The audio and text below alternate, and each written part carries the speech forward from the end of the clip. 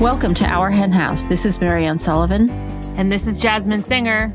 And on this week's show, which we are super excited about, Jasmine will be joined by Christopher Sebastian, who is a writer and commentator on our very, very skewed relationships with animals from a particular viewpoint that emphasizes racial, sexual, and political identity. And he is just a fascinating person. Yeah, I really loved this interview so much. And I realize I say that a lot, but this was particularly special. And I love that it's airing around Pride because we do get into some issues relating to LGBTQ stuff. By the way, speaking of which, I have a talk coming up on June 14th that we will link to in the show notes. It is virtual, it is free, and it is part of the Compassion Consortium, which is partly led by Victoria Moran. This is a talk on LGBTQ activism and animal rights and where the connections are for me. So I hope you can make that.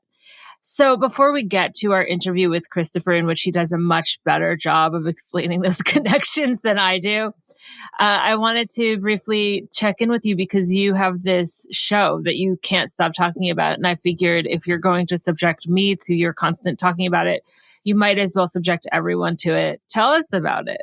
Well, it's a little bit of an exaggeration because I only just found the show today. And some of you are probably watching it. And a lot of you are probably familiar with the dodo and follow it on Instagram. You know, it's all like feel-good stories about animals. If you're not following it and you want to feel good, I highly recommend it. But I didn't realize that a TV show. I was looking around on Hulu. It's called Adoption Day. And you can imagine when it's like in every episode, it's 3 stories of some dog or a cat.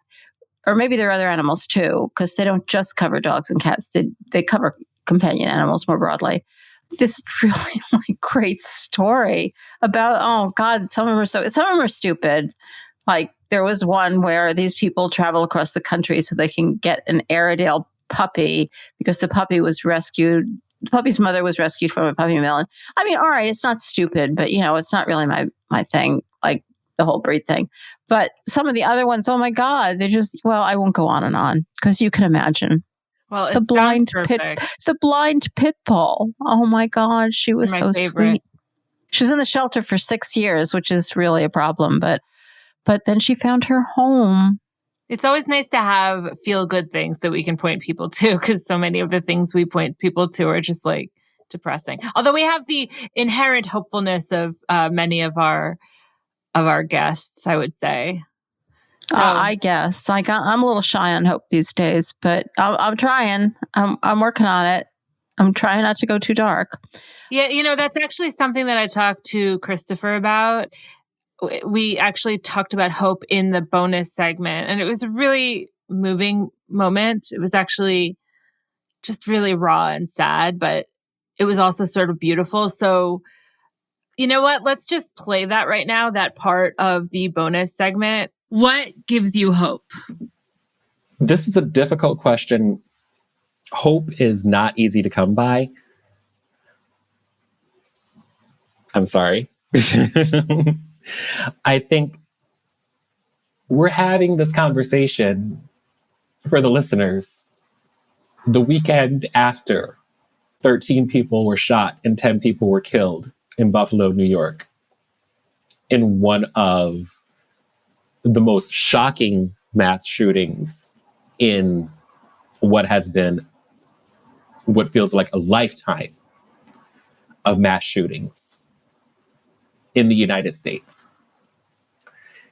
And this is one of the occasions where the shooter actually said so explicitly in his manifesto that he is racist and he did this because the victims were Black. Because the victims were Black. And this is not a weekend where I am swimming in hope. But that being said, our alternative is to give up. And I refuse to cede victory over to violence, to bigotry, to authoritarianism, to fascism, to hate. And I don't put that off on everybody. I don't make that other people's job because I know that some people have given up. But I think that it's important that I don't give into that cynicism because those people didn't deserve it. That victory is not deserved by the authoritarian fascists. And I think that we're worth it. Oh, I wish I could give you a big hug. Hard to believe that that horrible shooting happened and so many others have happened just since we recorded that. What a moment. Yeah, and I really appreciate what he says about hope, and that's kind of like what we try to do when we say using hope as a strategy. We don't mean that all you have to do is hope and things will get better, which that's that's not a good way to use hope as a strategy. Using hope as a strategy, in my mind, is like if you have to like kind of manufacture hope in order to keep you going, and in order to keep you as an activist. And it's just hard these days. It's just hard. I mean, aside from everything else, the underlying climate stuff is just really overwhelming me. But you did something very hopeful when it comes to climate, didn't you? Well, I've talked a little bit in the past about the process of net zeroing our house and more in my house. And I wrote an article. It was half first person, half reporting for Yahoo Lifestyle. And it is much more in depth than I've gotten previously about the process of making my home net zero. And, not a lot has been written about this in the media. There have been a lot of blogs by companies that are focusing on this kind of eco upgrades, but it was a very in-depth piece about like everything we had to piece together, and also about how people who aren't ready to go fully net zero, mostly because of finances or other logistical reasons, can start somewhere. And it offers some examples of places where you can start if this is of interest to you. By the way, the last time I had this covered in a fairly prominent way, which was for the local NPR here in Rochester called WXXI, they cut out all of the vegan stuff I talked about. And notably in this article for Yahoo, the editor not only kept it in, but like added a few extra links because she's vegan. So we need to have vegan editors everywhere. I've had Seriously, and vegan everything else. Yeah. So one thing that was sort of annoying about this article is I get it as an editor. I get why they made the headline what they made it, but they sort of made it about the cost. And the cost, of course, was financed, and I had specifically bought a small, relatively inexpensive home to be able to afford this. So touting the amount of dollars in the headline doesn't really consider the fact that like it's financed and I have a 30-year mortgage. And I think it's going to discourage people from thinking that they can do it too. Yeah, so I wasn't that thrilled with them focusing on how much it cost in the headline, which, people would say, oh, well, I can't do that. Right. Because, most people can't. I'm not making fun of them. Especially if you bought a house knowing that you were going to spend this money. Like you said, the real estate in Rochester is relatively inexpensive. Yeah, it was all part of the consideration. And, it reminds me of like vegan stuff, like vegan arguments too. Like if someone says one thing that would deter people from going vegan, that's all they will latch onto, as opposed to, I can hear Fox meowing in the background. Yeah, by the way. No. Fox is concerned that you didn't like the headline. He wanted it to be perfect. Well, anyway, so I will link to that in the show notes for people who are interested in reading it. By the way, the very next day, we had a meeting with someone regarding the possibility of like helping establish some policy that would make net zeroing much more feasible for most people and free, ideally for lower income communities. So that is my goal. I'm not just stopping with my house, but like everything No, of we course do. not. Like if you were just stopping with your house, you wouldn't have like gone to all this work to get an article published. So yeah, spreading the word. That's key to all of this. I am going to be doing some stuff on my house that I can't accomplish quite as much as you can, just because there are all these things. Like you have to have enough land, and you have to have all this, and you have to have enough sunshine. But I am going to be doing some stuff. I'm not looking forward to it. The idea of having work people traipsing through my house, asking me questions that I don't know the answers to, and making me miserable and scaring the cats doesn't thrill me for some reason. But got to do what you got to do. Totally. I get it. Well, there are, don't let the perfect be the enemy of the good. I think you're actually an example of how people can move toward a net zero existence without necessarily doing everything. Maybe it won't be net zero, but it'll be pretty close. It'll be as close as one could get.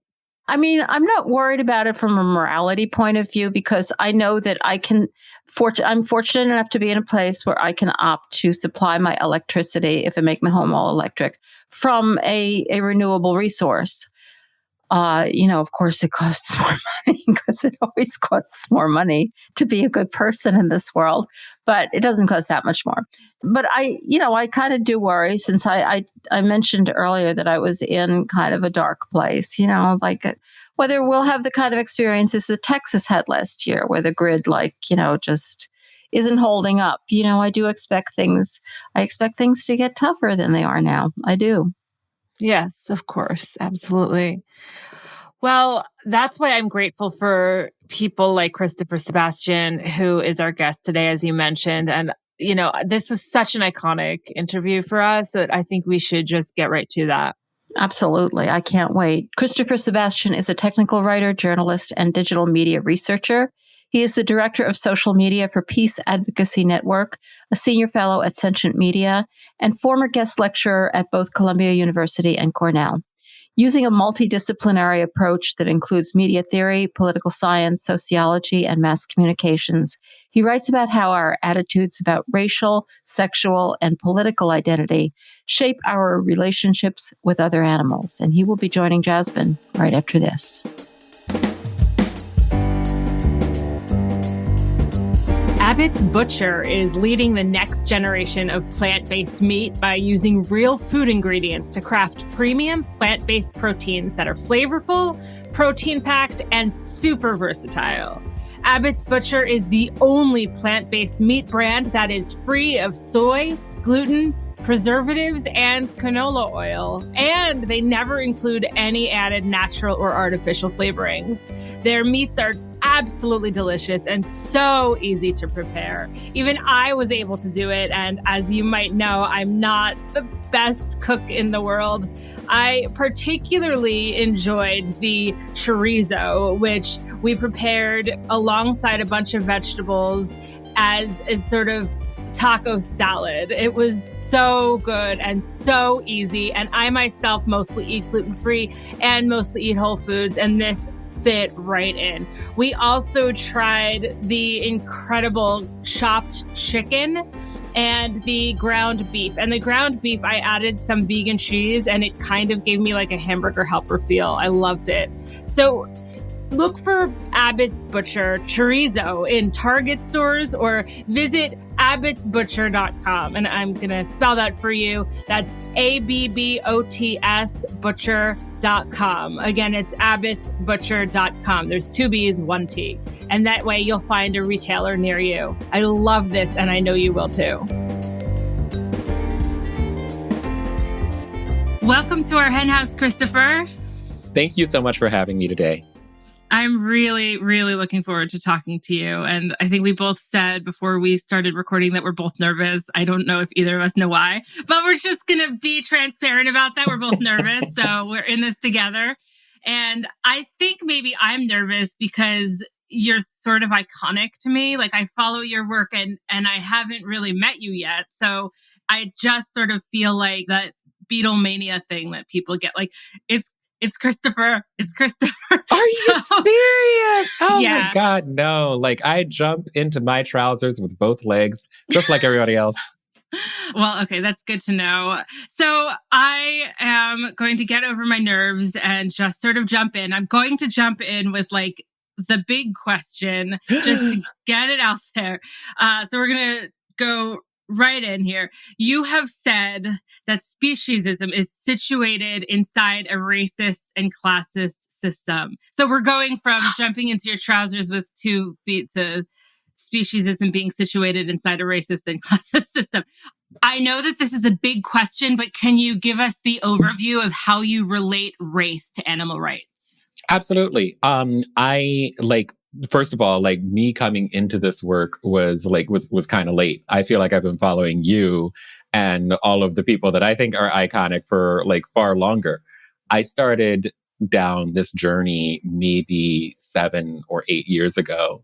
And one of the first books that I read was The Dreaded Comparison, because after reading The Sexual Politics of Meat, I was curious about like how other people interpreted the relationship, because Carol Adams had interrogated the relationship between like, feminism and patriarchy, and like eating meat and speciesism.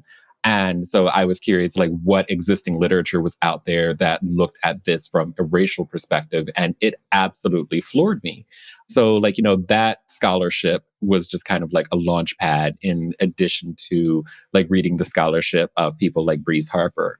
So, with that understanding, like, I know that like with a lot of people who are not already vegan, and sometimes even with people who are, it's very unpopular to talk about that relationship between speciesism and racism. But yeah, like for me, like it's the opposite. It's hard not to, because I recognize it so very clearly.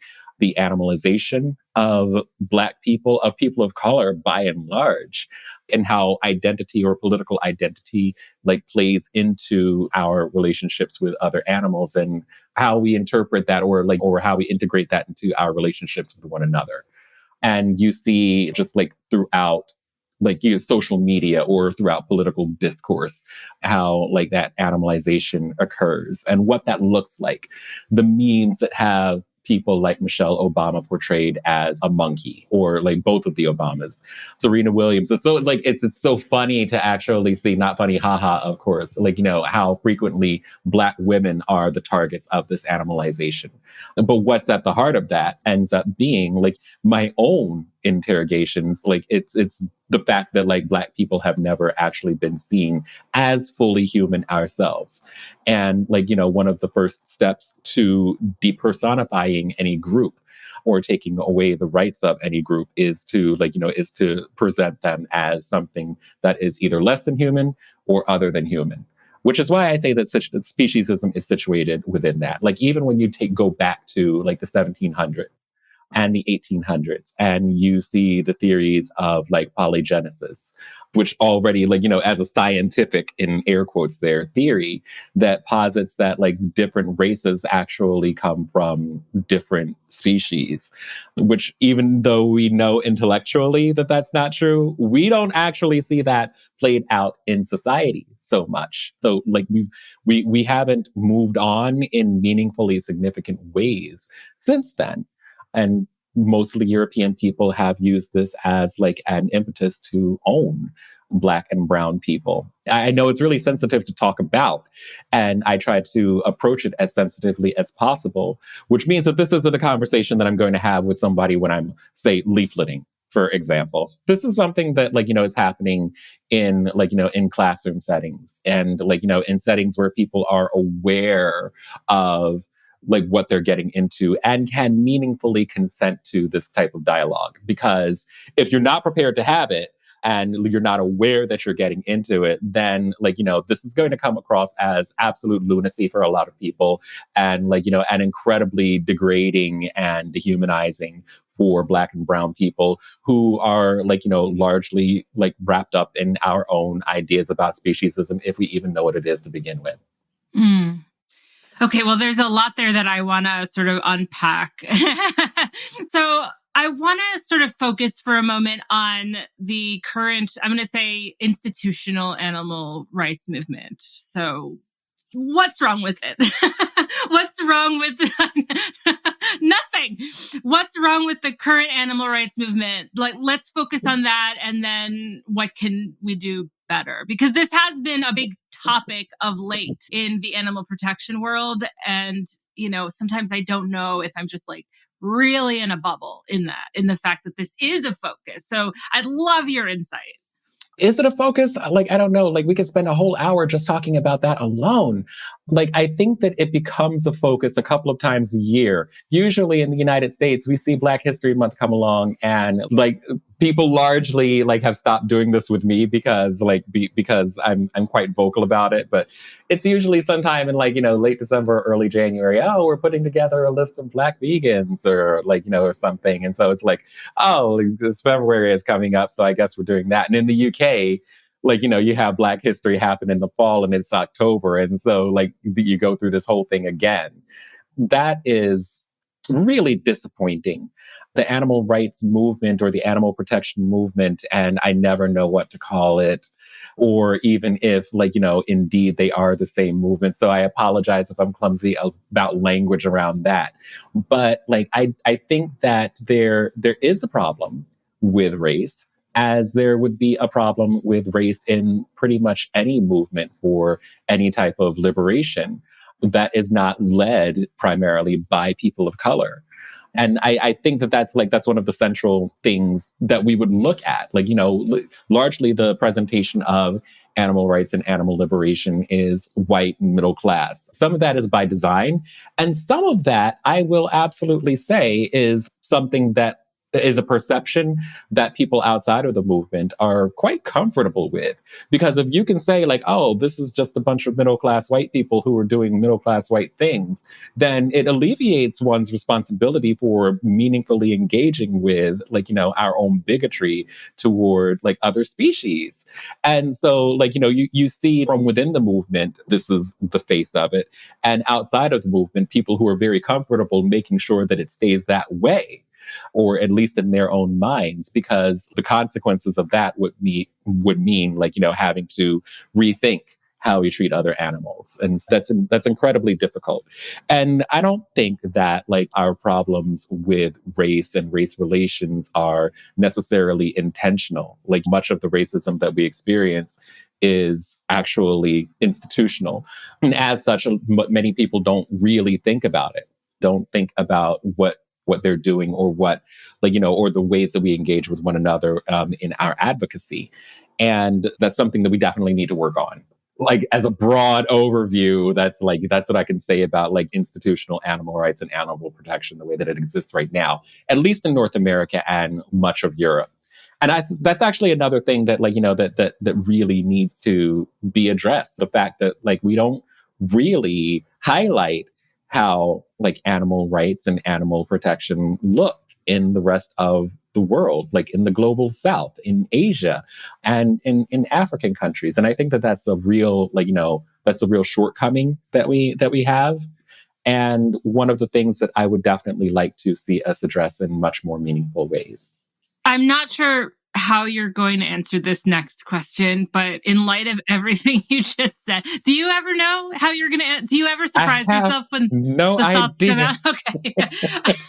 I just wonder if it's you're figuring things out as you talk, because it seems like you've been thinking about this stuff forever. And when you say you're fairly new to the animal world, I'm surprised, because I just am oh, that makes everything you're saying makes so much sense. So with that said, where do you see the most important leadership coming from vis-a-vis, I'll call it animal rights now? And I also don't know what to call it, by the way. Yeah. I'll just go animal advocacy, animal protection, animal rights.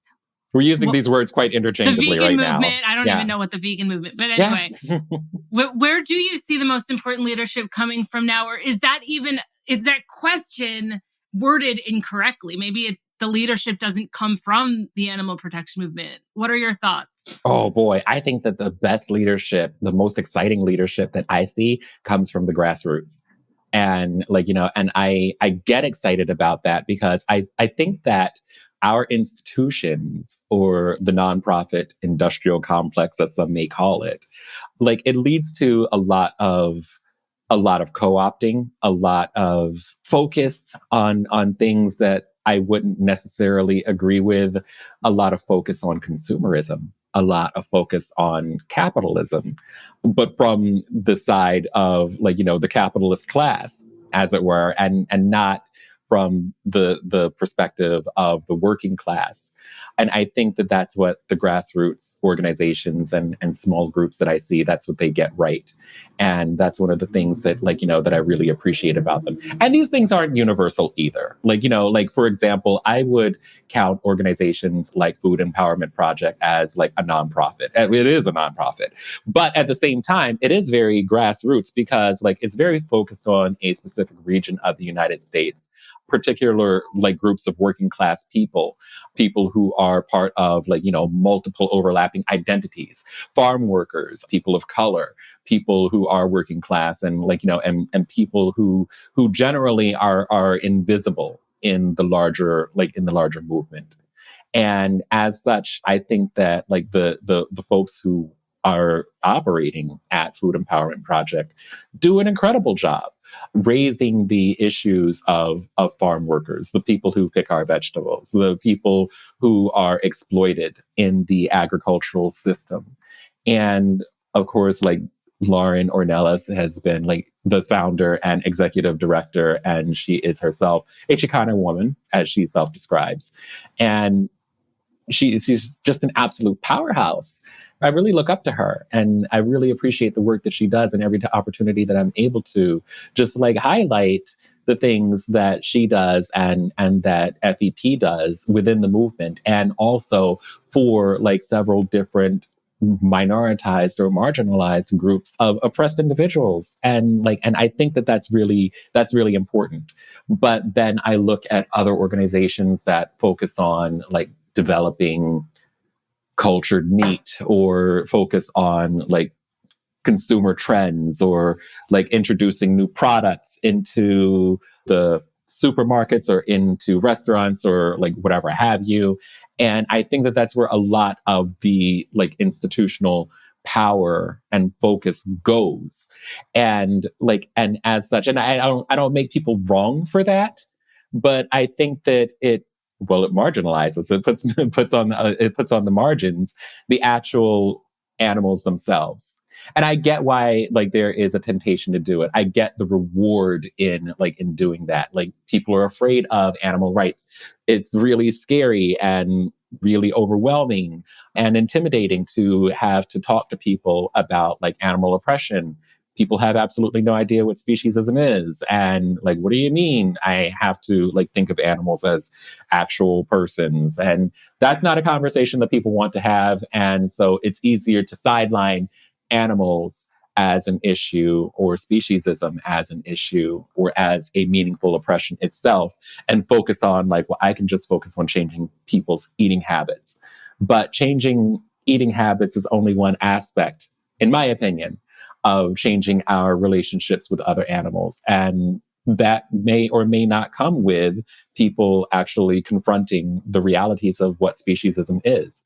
And it also hyper focuses on food in a way that I think really it hamstrings the vegan movement, the animal protection movement, and all of the very various ways that we refer to the movement, because we have ceded over to the mainstream the narrative for upwards of 30 years. And now we're living in a world where we think of veganism as a diet, and not this radical stance that people had 50 years ago, that is so powerful when you actually stop to think about it. Longer than 50 years, as I actually think about my math there. But really, the revolutionary idea that that we should exclude animals from our lives as as exploitable resources, that's absolutely staggering. And when we reduce this to a dietary choice, we don't think about the animals that are part of our textiles, the animals that we use for entertainment, the animals that are exploited in literally a dozen different ways.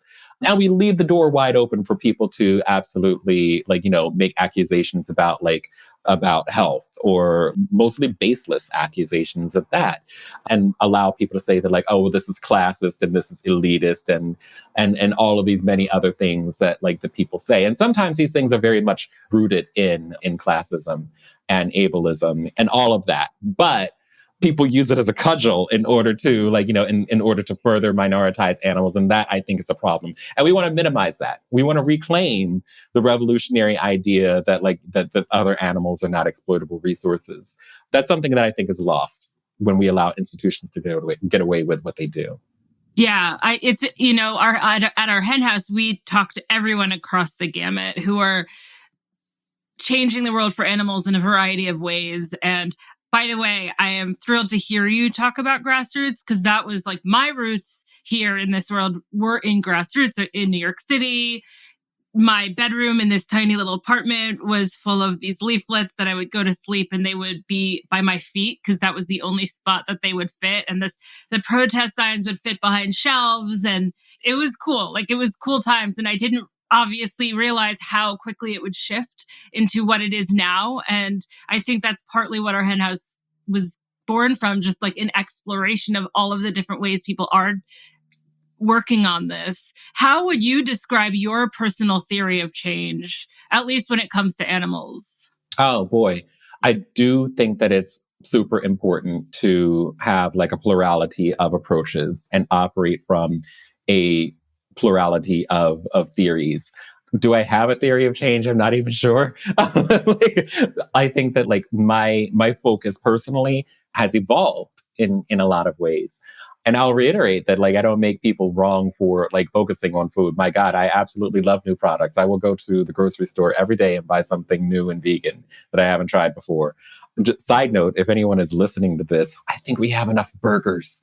It's just But we need some more hyperbole around the burgers, because we've got beyond and impossible. We need amazing, otherworldly.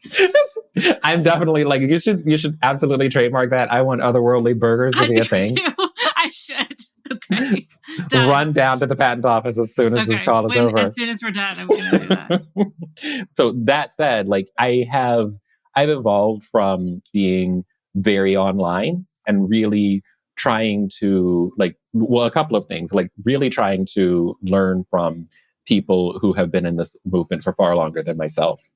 Really trying to learn from the grassroots, as I said, because I think that they do extraordinary work with everything from food access to education. And really we see this across the board, not just with the vegan movement, but also with other social movements as well.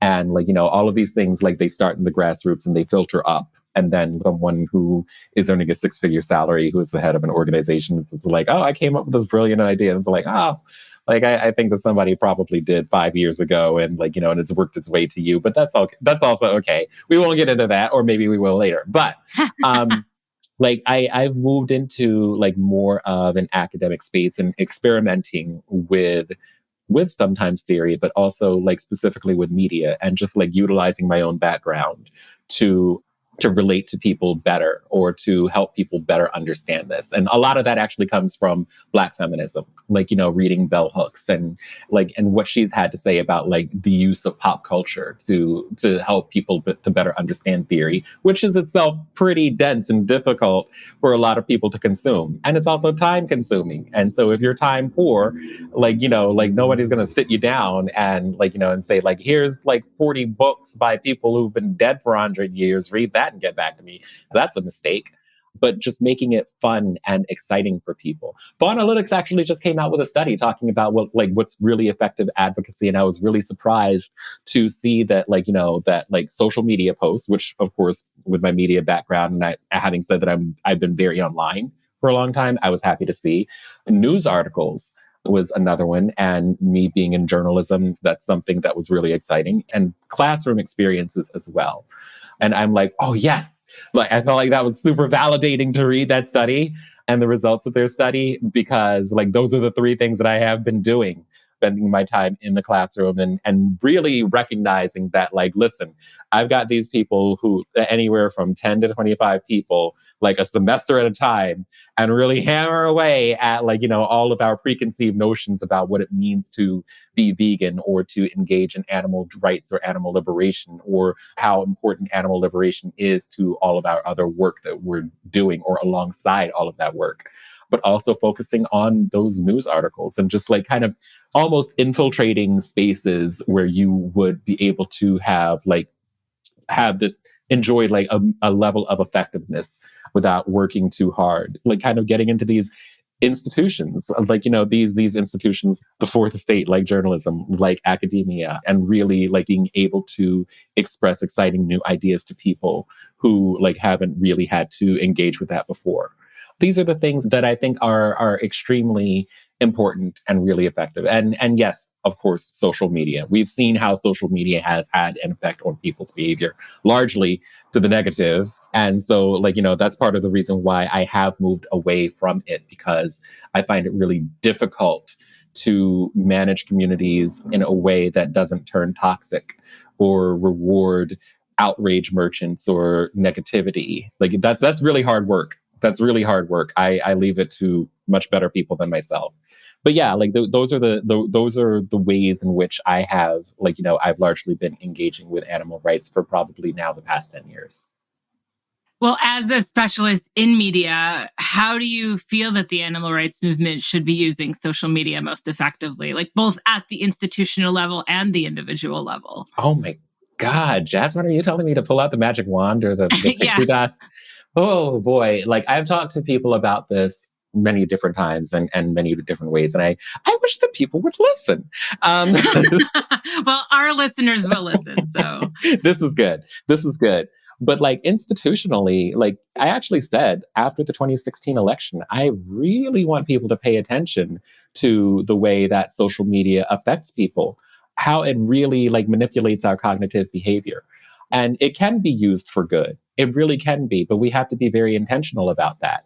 The way that political campaigns and politicians use social media, especially targeted advertising, is almost with scalpel like precision. And you see that over and over again. Or more specifically, you don't see it because if you're not part of that targeted group of people, the advertising is so ephemeral, like it appears in your feed on Facebook or Instagram or whatever have you. And then it's gone unless you actually take a screenshot of it or record it on your screen. Like, like it's there and then it's gone again. And if you're not part of that group of people, you don't even know that it's happening. I can have my phone out and and scroll through my feed and stand right next to someone who I may be very good friends with and not have any idea what they're looking at or what they see. Institutionally, I think that it would be smart of people who are part of like the animal rights community or like nonprofit organizations to, I don't want to say exploit that because it has negative connotations, but really meaningfully engage with people. And I do see some organizations starting to do that, learning to engage audiences and do sort of that deep canvassing online that politicians have been engaging with like for absolute ages. What I don't want to see people doing, and this is on the individual level, is getting into nasty knockdown drag out fights with people. Getting into those flame wars that's really not what's up. Engaging in online pile-ons, I think it may be entertaining. I'm not going to say that it isn't, but I don't think that it is the most productive use of our time online. Community building is something that I think that we should probably be doing more of.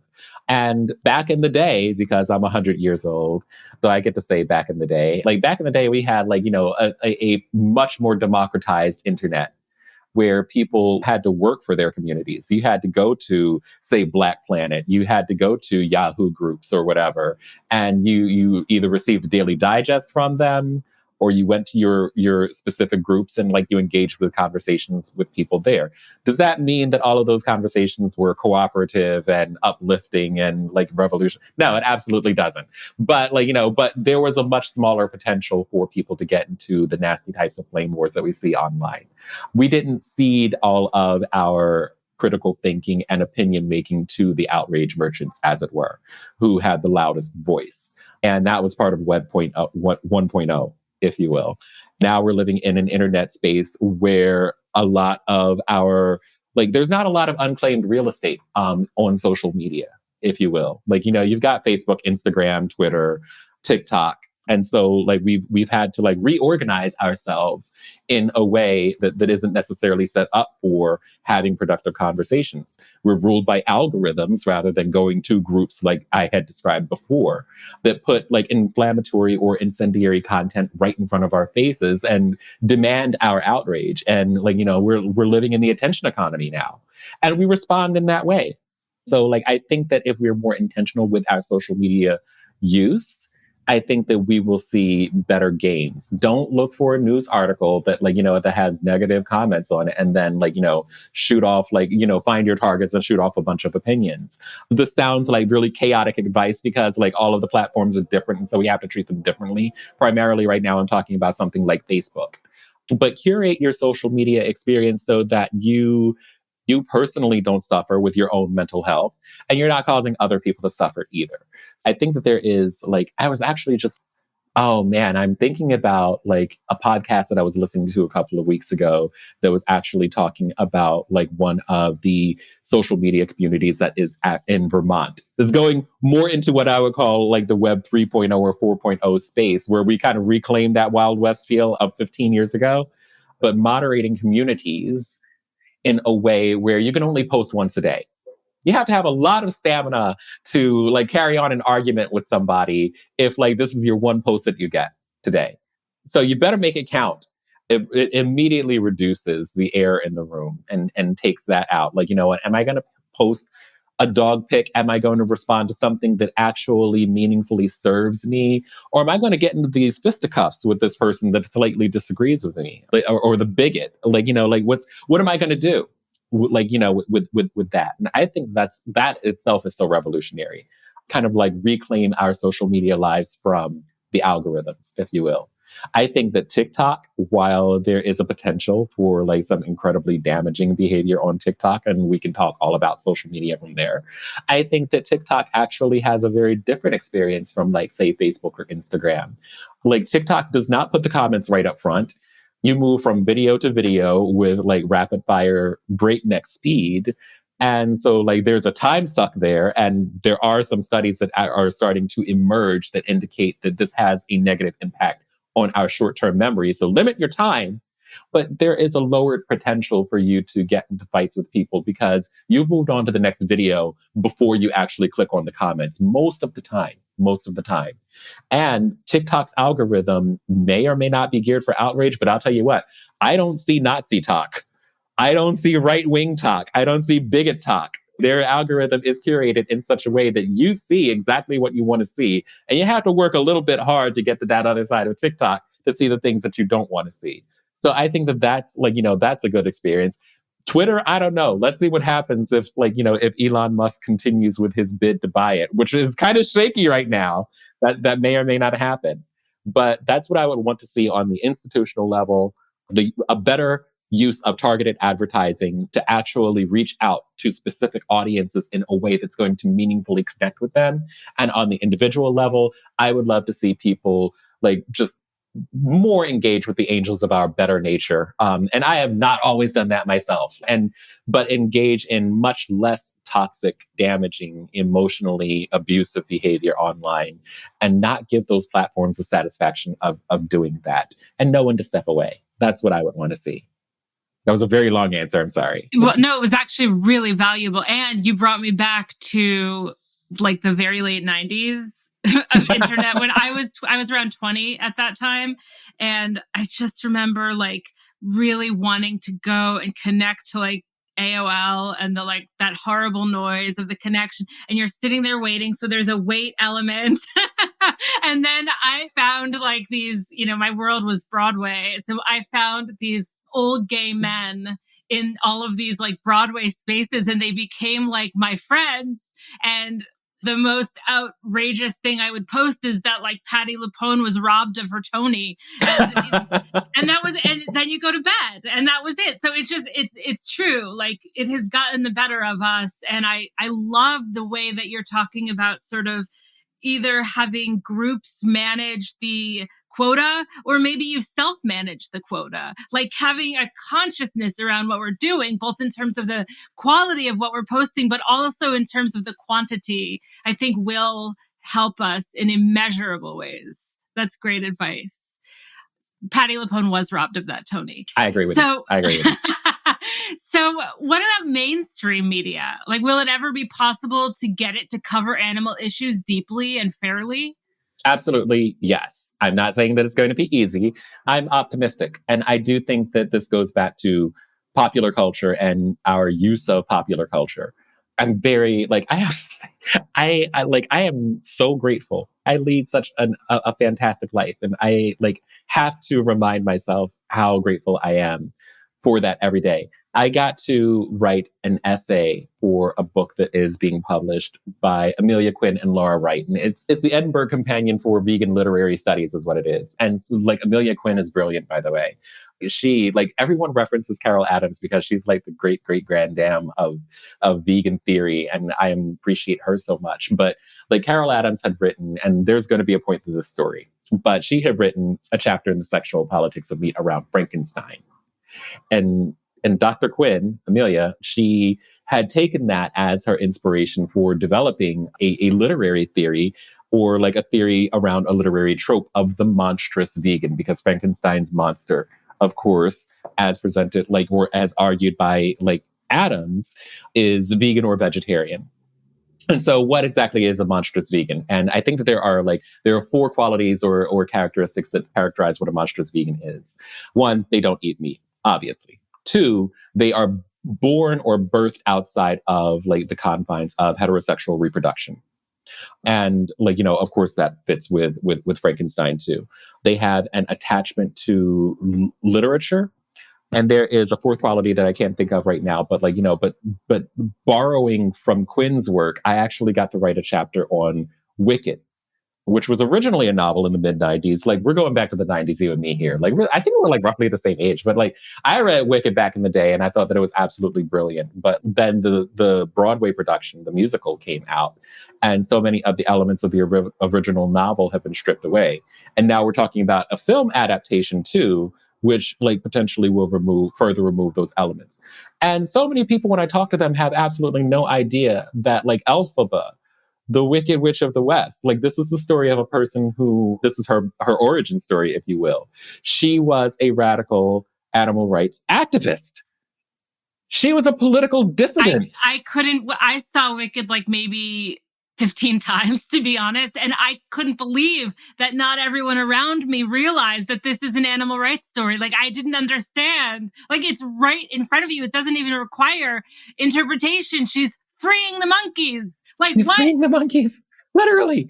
It's so wild, isn't it? And that's the beautiful, again, I will use the word revolutionary nature of using pop culture to get our message out there in a way that connects with people, that is not confronting, that is not confrontational, and really helps us to make that connection. And I hope that I was able to do it justice. But really being able to do that type of work with other people, with other scholars who are probably far smarter than me, I get so excited about that.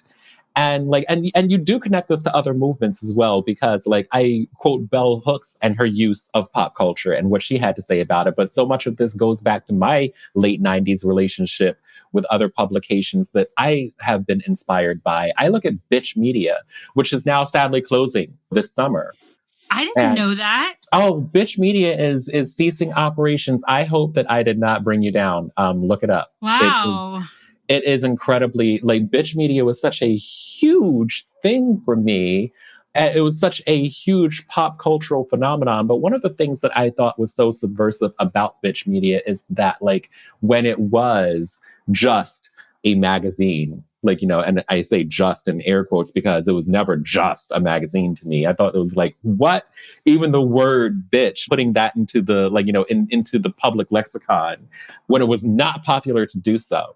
And really for women to reclaim that word was huge. But for me, one of the big things about them was that they wrote stories in a way that was just electrifying, taking something that was popular in the culture in the moment, pop culture, and just taking something that was hugely popular in the moment and tying that to a larger story, or hyper focusing on one element of it, in a way that told that story in a different way is something that the journalists and the writers there, that they did, that just blew my mind. And that was an inspiration for me as a budding journalist, as a budding author, or like all of those things. And like I've looked at that and used that as a template for how I want to talk about other things as well. And commenting on animal rights themes in like, in books, in film, and focusing on the very obvious things that are under our nose, or that should have been under our nose the whole time, or that we had overlooked, and bringing that to the forefront and putting it right in people's faces, where we have to stop and say, oh, I did not recognize the importance of this, the relevance of this, and how it ties into all of the other things that I'm working on. And that is a huge inspiration to me. And so this is another way in which I see all of these things working together, like how feminism works together with like anti-speciesism work, how anti-speciesism work is so important and so relevant to Black liberation work, to queer liberation, and so forth and so have you. And so that's like, that's huge for me. And it would be like, irresponsible for me to not acknowledge that in this conversation. But yeah. Mm-hmm. Oh, I love that answer so much. I feel like that's like my favorite. First of all, you brought in Wicked. Like, I can't. Anyway, I'm just going to listen to that answer. That's so true. And it's published by Oxford University Press. It's going to be out in the fall. I'm so excited to read it, to get it, to cover it, all of the above. So let's dig in a little bit to Black liberation and queer liberation. You've mentioned that you have encountered non-vegan audiences who feel that animal rights comes at the expense of Black liberation. What is their argument and how do you address it? Yeah, like it is a friend of mine, Zarandrian Morris, who actually is the person who like led to me teaching for a very long time at Columbia. She talks about a scarcity mindset. And she, by the way, like full disclosure, is not vegan herself, but she's a trans Black woman and she is an absolute powerhouse too. But she talks about this scarcity mindset that so many of us are inflicted with, where we see like this sort of zero sum game where it has to be either or we talk about like things as binaries when there is no black and white. Like, there is no binary other than the one that we have ourselves created. And so like, and it really benefits the systems and the institutions that we have in place that oppress us, and that we look at these things in a binary. And it's not limited to like animal rights. It's not limited to animal rights and Black liberation. Like we see this all the time with Black liberation and queer liberation. There are people in my family right now who talk about, they call the alphabet mafia or the LGBTQ ABC, like you and me, and whatever, in a very mocking and derisive way, and how, quote, they are doing whatever have you, or that like Black rights are coming at the expense of like queer rights are coming at the expense of Black rights, without any realization whatsoever that I'm sitting right in front of them as a queer and Black person at the same time.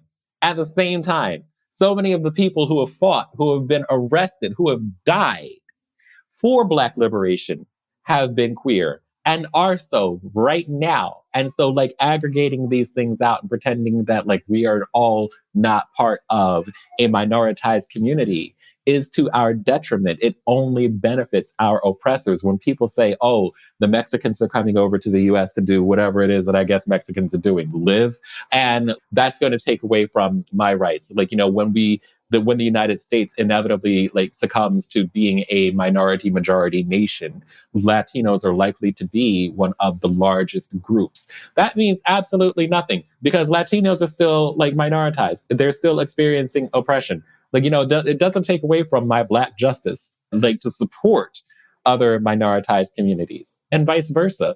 So yeah, the idea that we should compartmentalize our justice, or that we have a necessity to compartmentalize our justice, is ahistorical and completely senseless. It's completely senseless because it never has been the case. And we're more powerful by recognizing like our solidarity, or as Patrice Jones would say, like the commonality of our oppression. Right. There's something that I want to ask you related to all of the above. And, Patrice is an interesting transition here, because back in 2006, the first article I wrote that was published in the animal protection movement was for Satya magazine, and it was called Coming Out for Animal Rights. Patrice was a big part of that article. She was really helpful for me as a younger person trying to figure this out. It was about those overlaps of oppressions, the commonality in the mindset of the oppressor. And at that time, I had also reached out to Marianne, who's my co-host for our henhouse, also my former partner. And I found this email that I wrote to Marianne this morning, like the very first email I ever wrote to her in 2006, which was very funny. I misspelled her name. It was very funny. Anyway, I then was talking to Marianne about my interview with you. She was helping me to prepare. And she was like, within the context of me finding this old email, she was like, Christopher could probably answer that original question you asked me a whole lot better than I was able to.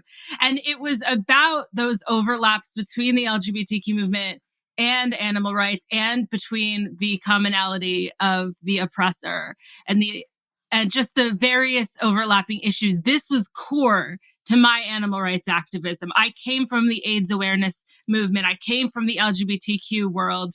And when I think of that old article, it seems very basic to me. Like it was big for me at the moment with drawing the connections, but I feel like something has evolved in the last, 15 years since I wrote it, 16 years. And I just wanted to talk to you a little bit about those overlaps, because one of the things that Marianne said to me in that original email was, most of the queer people I know do not make this connection. She was coming at it from the other side. I was coming at it from the side of like, well, the LGBTQ people I know are curious about the connections, but they're all vegan. She was saying, I know a lot of animal eating queer people who couldn't care less. So can you help me sort of untangle this a little bit? Like, should queer folk be more sensitive to animal issues? And if so, why aren't they? And what do you see as these overlaps? Oh, child. That's another 40-minute question. I'm going to try to sum this up in 5 minutes, but only because I recently answered this question and had been writing about it in anticipation of Pride Month. But yeah, first of all, I will say good on you that obviously if you haven't grown in 15 years, I will not even read something that I wrote 10 years ago. I look back at then baby Christopher and I'm like, woo, child, you had so much growing and learning to do. And then you did it. And then you did it. Holy smokes. In 2006, I was barely vegan and you were already writing importantly about these things. And I'm like, this is why I have to look at other people like yourself who have been doing this for so long and honor the fact that that people have been writing foundational material for 20 years or more. And that's so incredible to me and very, very humbling. And so I thank you for that. Well, thank you. And I do want to, Patrice was really the expert. And she was telling me things and I was writing more or less her words. But anyway, go. So I appreciate that. I'm giving credit where credit is due. That is absolutely anybody who knows anything at all about Patrice, that is what Patrice does. I think that everyone who has ever talked to Patrice has written down her words in some form or another. And they go completely uncredited because Patrice doesn't give a shit. She is phenomenal that way. And I appreciate her too. And I will have another call with Patrice tomorrow. That will, and we'll do it all again. But yeah, queer people should pay more attention to animal liberation. And I will explain why. And I will give a couple of examples here. In my thesis, for school, what I had written about, or one of the incidents that I had written about was an article that had happened in 2019. And I first read about it in the LA Times, and I thought that it was absolutely hysterical. Now, paraphrase the quote that had got me to thinking about this. It was a trapper who was talking about how young people are not wearing fur anymore. And because this was an article about fur and how it is becoming less and less present or prevalent in fashion circles and in the fashion industry. And he was lamenting this. And he said that animal rights organizations, again, paraphrasing, are led by, they're terrorist organizations. First of all, they're terrorist organizations that are led by lesbians. And they're going to come for hunting too in their after we're ongoing done cuddling with our cats and having our kitchery and going to bed by 8:30. 100%. 100%. And in their ongoing march toward communism, they're going to take away hunting too.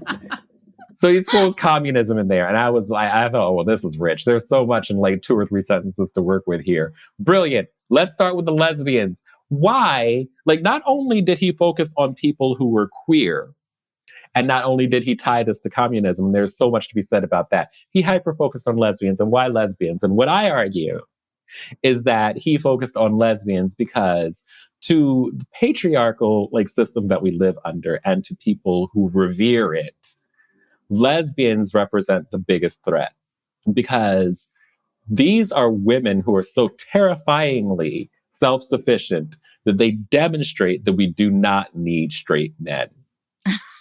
Yes!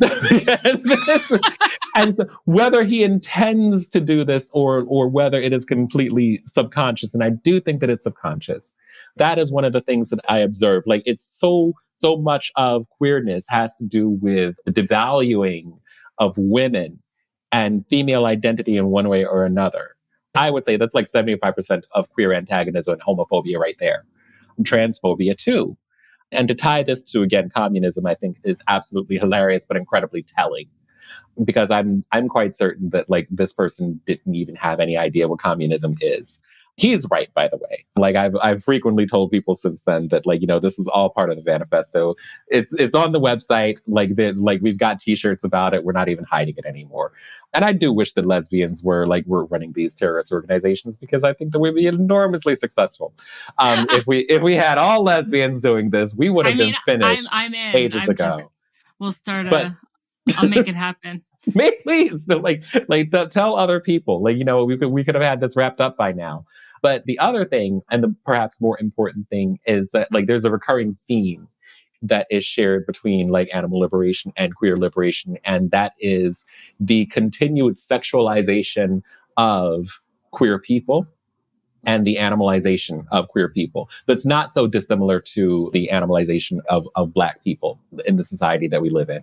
And why is that sexualization important? Because people hyper-focus on sex acts between queer people or same-sex couples. Anything that is a straight, usually white, cisgender, like monogamous pairing is looked at as something that is so horrific and transgressive.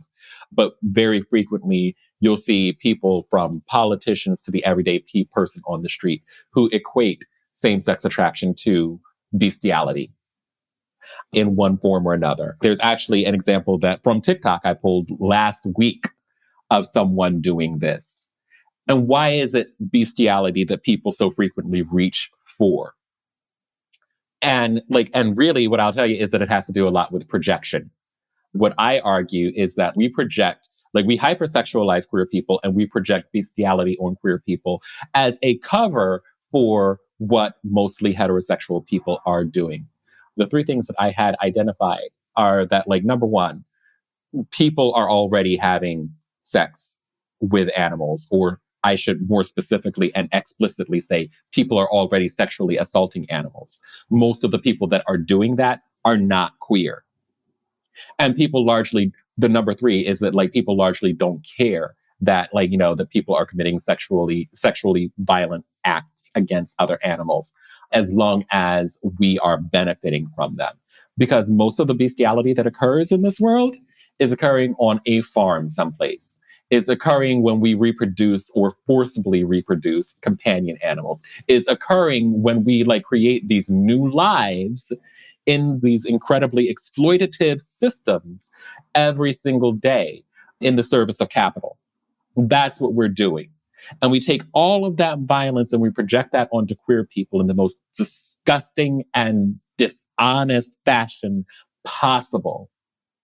And this is why we need that solidarity between queer liberation and animal liberation, because we should be able to step up and recognize that it is because mostly heterosexual people are doing this for the purposes of capitalism, or in the service of capitalism, and in the service of patriarchy, and in the service of all of these violent, oppressive exploitative systems, that we need to take a stand against that.